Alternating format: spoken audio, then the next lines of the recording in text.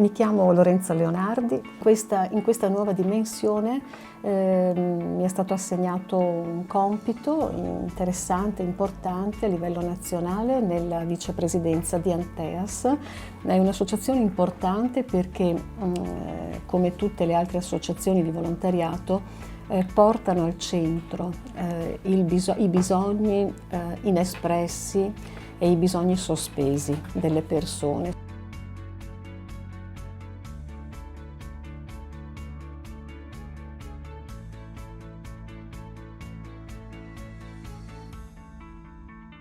Sono Paolo Giop, oggi sono tra i fondatori e mi occupo di una mia holding di investimento che opera anche come advisory per le operazioni straordinarie delle aziende che intendono, sviluppare i propri mercati, i propri investimenti.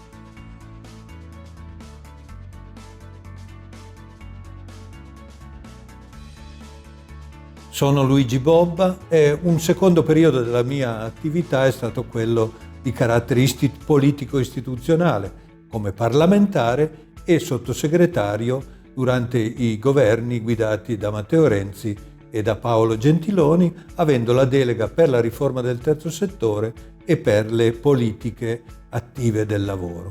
E questi due temi mi accompagnano ancora anche nelle responsabilità dell'oggi come presidente di Tertius e anche come presidente di ENAI Mozambico, che è una delle proiezioni internazionali dell'attività di ENAIPnet.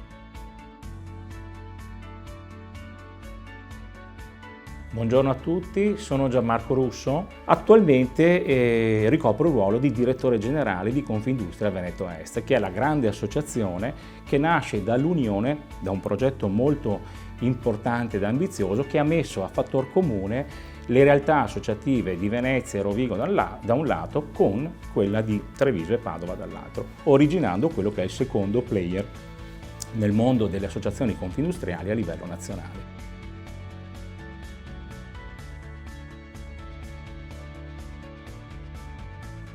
Sono Don Cesare Contarini, un presbitero, si dice adesso un sacerdote della diocesi di Padova. Sono parroco dal 1 novembre del 2020 ad Albignasego, precisamente a San Lorenzo di Albignasego, e dal mio ufficio parrocchiale, vedete, molto semplice e scarno, do questa testimonianza.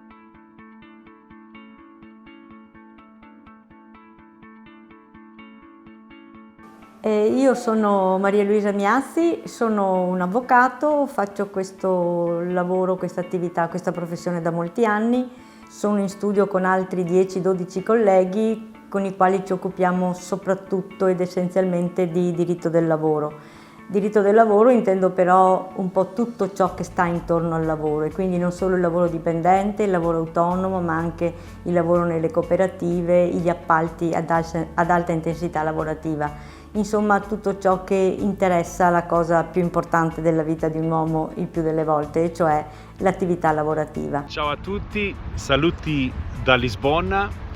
Allora, io mi chiamo João Santos, ho frequentato la formazione professionale quando ero giovane e ho lavorato sulle politiche di formazione professionale e anche il programma Erasmus Plus durante la mia carriera presso la Commissione Europea. Ma all'interno del comitato scientifico di ENAIP io spero di riuscire a portare un approccio contributivo che significa recuperare delle idee, degli spunti, delle riflessioni che poi possano rappresentare per tutti noi la possibilità anche di trovare delle nuove progettualità, in particolar modo facendo tesoro un po' della sensibilità e dell'esperienza che ho vissuto, ma con questa grande attenzione anche a questa fase di transizione che viviamo. Naturale e forse anche banale dire portare delle esperienze. È chiaro che chi ha avuto un trascorso così lungo di vita professionale portato a portare esperienza, e sicuramente questa c'è.